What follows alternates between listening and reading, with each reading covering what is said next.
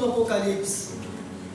E eu queria dizer para a igreja nessa noite que hoje é um culto da família, e eu vou ser fiel ao tema da família, o tema proposto do culto. Hoje é um culto que nos leva a voltar ao nosso coração e à nossa mente na perspectiva de família. E eu não vou fugir desse contexto. O texto que nós acabamos de ler, ele não começa no capítulo 5, ele começa no capítulo 4.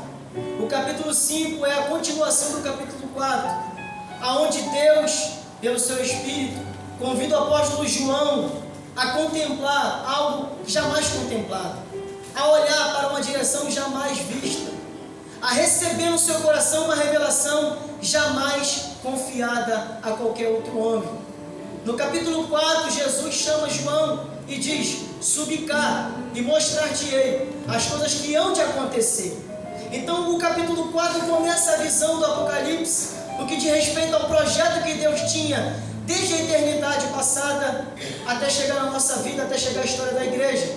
E no capítulo 5, nós vimos que no decorrer dessa visão, o apóstolo João ele vê um trono, um grande trono branco, e um ser semelhante ao jaspe sentado no trono. Era o nosso Deus, era o nosso Senhor. E ali a visão se decorre, e eu estou ganhando tempo para você entender. E ele vê que naquela visão havia um livro com 7 selos, fechado e selado por dentro e por fora. Interessante que na visão, João ele tem a plena convicção pela visão profética que aquele livro ele estava selado por dentro e por fora. E um anjo forte brada no versículo 3, no versículo 2 ele brada: quem é digno de abrir o livro? E houve silêncio, porque ninguém se achara digno de abrir o livro.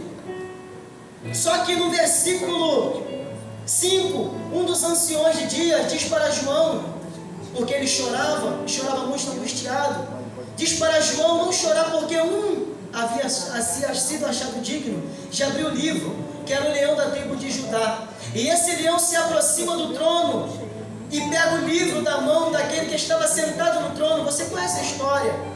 E pega o livro, e quando esse ser, que é descrito como leão da tribo de Judá, que é descrito como a raiz de Davi, um cordeiro, pega o livro, todos os anciões que estavam ali, os 24 anciões, os seres viventes, toda aquela corte celestial, se prostra diante do que estava sentado no trono e do cordeiro e lhe presta louvores e adoração.